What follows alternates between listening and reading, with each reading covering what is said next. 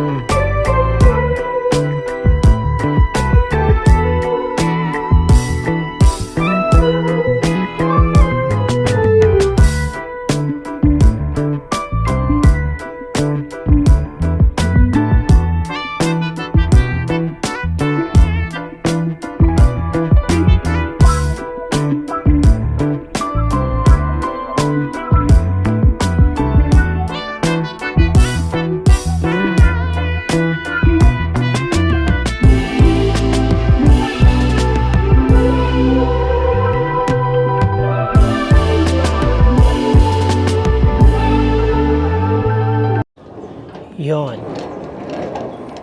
So naka-backfill na po yung bahay, ano? Mas mataas dito sa kalsada.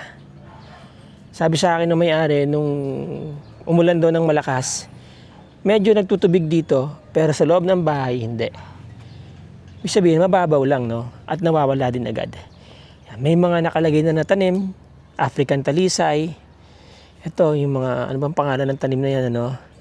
Nyug. Ano siguro yan, dwarf coconut. And then may monstera, deliciosa. Yan. So ito po yung mekanismo ng kanyang gate. Yan o. Yan, boom. Diba? So nakalock na yan. Yan. Alright. Mga nasa 5 feet ang bakod niya mga boss. Meron na ring ang kapal na ng ano dito, talisay. Kapag ito tumaas pa ng konti, meron na kayong magagamit na shade dyan. Yan, magsasalubong yung shade niyan eh. So itong mesa-mesa nyo dito, itong area nyo kung saan kayo pwede mag-hangout, magiging malilim na dyan eventually. Yan. Bago pa yung bahay mga boss. Ikot muna tayo. So ito yung kanyang lanay, no? Ang maganda sa walang railings, mas maluwag siya tignan. So, pagbaba nyo ng sasakyan, ito, parking space ng motor yan eh. Actually, dito sa parking space niya, kasya pa dito mga dalawang sasakyan. No? Okay, so pagbaba nyo ng sasakyan, diretso agad kayo sa loob ng bahay. Naka-spandrel yung labas, aluminum, ano po,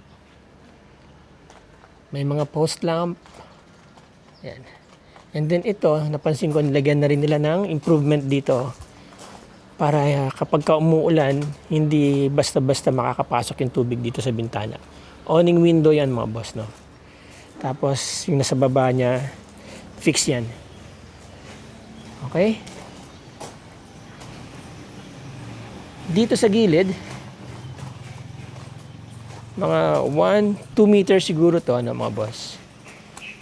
May mga nakatanim na rin. Eventually, kapag lumaki ang mga yan, maganda po tignan. By the way, lahat po ng gamit sa loob may iiwan na sa presyo ng may-ari, no? Dito mayroon siyang toolbox. Iiwanan na rin daw to. Ayan, diba?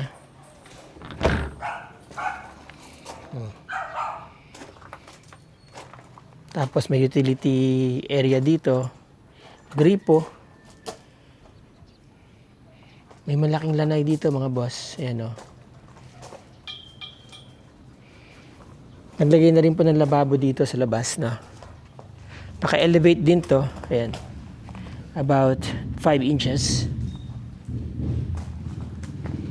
Naluwag pa dito mga boss ha. Ito. May lababo na. May mga cabinets no. And then, bukod sa improvement sa bahay, naglagay din sila ng panibagong septic tank. Kaya wala kayong magiging problema na mapupuno agad yung septic tank nyo. Ito, bago. Yan. Tapos dito nagpatambak na rin sila ng graba. Fire pit, mga boss. Yan. Dito, maluwag pa. Pwede pa kayo maglagay dito ng another house eh. Mga nasa ano pa po ito? Nasa 100 or 200 square meters tong area na to, ano, dito sa likod. So, pwede kayo mag-park pa dito ng malalaking sasakyan. Ito po, fire pit. Sabi ko nga. Tapos, may mga katanim sila ditong citrus, ano. Dito, mataas po yung property, ano. Kung kukumpara nyo dito sa kabila, sa kapitbahay na lote. Mababa po yan. So, eventually, tatambakan na rin lahat ito. Diba, kapag may nakabili niyan, na gusto nang i-improve yan, tatambakan na rin yan kasi nakalagay na yung flood control dike hanggang dun yan. Ayun po yung munisipyo, nakikita rito, napakalapit lang.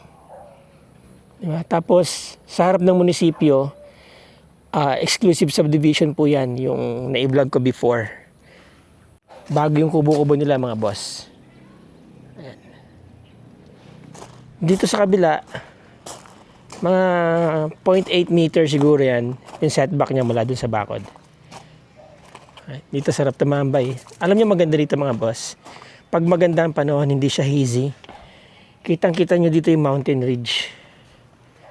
Yan. Yan. May mga matataas na bundok dyan. Especially sa umaga, nandyan po ang sunrise. And then nandito ang sunset, malapit sa dagat. About less than 10 minutes from here, nandyan na kayo sa dagat, ano? Marami pong mga dagat, marami mga beaches na pwedeng puntahan dyan. Okay?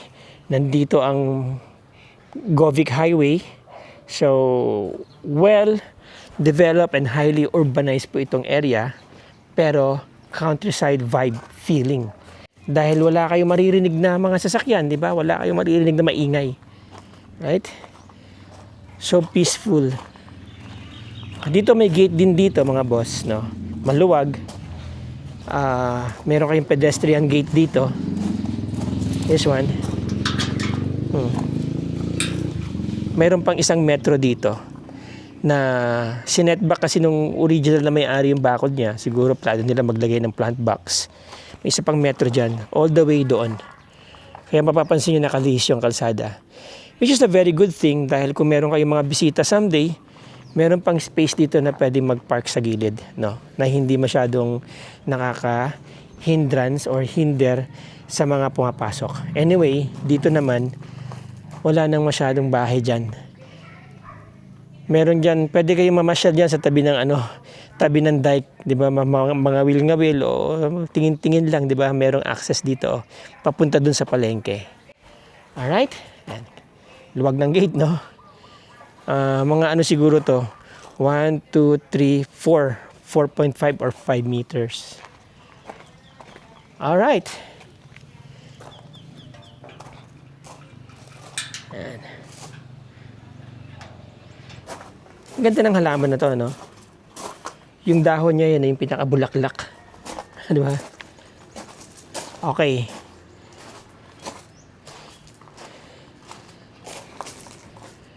$120 square meters po ang floor area ng bahay. Saktong-sakto lang, no? Para sa mayroong 2 kids, sakto lang to. Or dun sa mga nag-start up pa lang na magkaroon ng pamilya. Yan. Maluwag ang pintuan, mga boss, ha? Hindi siya standard, mas maluwag siya, mas malapad siya sa standard, no? Double lock. At super ganda sa loob. Yan. O kasama na po yung lahat na makikita nyo dito, kasama na po sa inyong sa presyo ng may-ari. Alright. Now, by the way, mga boss, meron silang converge. Okay. Bayad yan, 1.5 taon. So, kung i-acquire nyo itong property this month, meron na kayong internet connection kaagad. Yan. Well painted po ang loob ng bahay. Malaki ang aircon. That is about 2 horsepower. Kayang-kaya niyang palamigin itong living area. So, you have here your living area and your formal dining area. Actually, meron din silang kitchen. Pwede rin kayo mag-dine-in doon. And meron po itong 3 bedrooms, 2 regular rooms, at saka 1 master bedroom. Tapos dito, yan, pwede niyong isara para, kung halimbawang nagluluto kayo doon, may ibang activity dito, or para hindi maistorbo yung mga bisita nyo dito. Di ba? May privacy itong area na to. Alright? So, yan ang view dito, mga boss. Yan o. Kasama na po lahat yan. Sofa set. No? Ang maganda sa bahay, mga boss, yung bintana niya. 'Di ba? Awning window siya, and yet maganda yung pasok ng natural light. So maski patay ang ilaw dito, maganda ang lighting sa loob ng bahay. Maganda yung tiles, mga boss, mga sir, no? Gloss. 'Yon. Okay. Maliit lang tong hallway, no? And the first room dito. 'Yon. This is about, I think, 10 square meters. And then you have 2 beds, no? Single. And sliding naman ang window dito. Okay? Yan. Air condition din, mga boss. May provision na rin para kung maglalagay ng TV dito, no? May kabitan ng antena. Sakto lang, hindi masyadong mababa ang kisame, hindi rin masyadong mataas. Okay? Second room tayo, mga boss. Yun. Of course, air condition din. Merong queen size bed dito. Cabinet na rin, ano? Yan.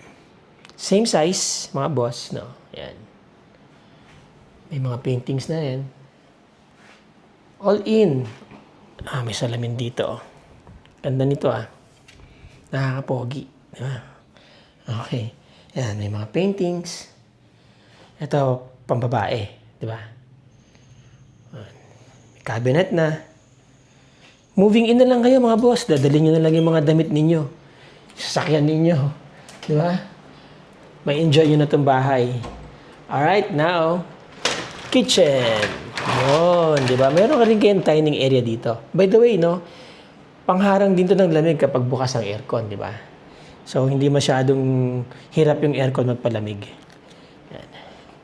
Kaya sara natin, nakabukas yung aircon eh. Yan. Alright. So, ito, Japanese cabinet daw to, mga boss. Magagamit nyo to. Yan. So, pinaka-pantry nyo na yan. Di ba? Meron kayong storage area dyan. So, ito ang master bedroom. Yun. Okay? Merong maganda dito sa master bedroom eh. Master bedroom, syempre, may sariling toilet and bathroom, no? Cabinet, of course. Air conditioned, syempre. Queen size bed. Maganda yung kama. Maganda headboard. May painting. Yan, kita nyo dito sa gilid. Right? Yan ang view nyo dito. And then, meron ito. Di ba? Eiffel Tower. Ganda, no? Mural. So, habang natutulog kayo, feeling nyo nasa Paris kayo. From Paris with love. And then, may cabinet pa dito, bukod sa cabinet nyo dito. Alright? So, toilet and bathroom, sakto lang ang size. No? Ayan. May hot shower na. And, malinis, mga boss, ha? Bagong-bago. May lalagyan ng mga shampoo, sabon, medicine cabinet, no? Yan.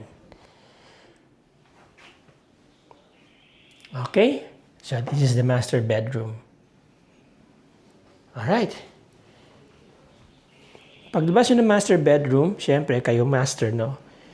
Direkta kayo sa kitchen para pag gutom kayo, yan lang, lapit lang, no? Mesa. Dining area at the same time, no? Actually, pwede pa kayo magluto sa labas. Remember, meron din diyang lababo. This is your parang formal kitchen, ano? Yung mga mabibilis ang preparation. Yung mga nitty and gritty dyan sa labas, di ba? Yan. May cabinet din dito. Kasama na daw yung ref. Gasol, water dispenser, of course, itong dining table, 6 diners. Naka-tiles na rin. Double sink, right?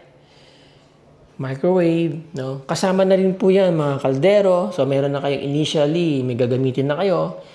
May mga coffee cups na dyan, di ba? And then, toilet and bathroom, ito po yun.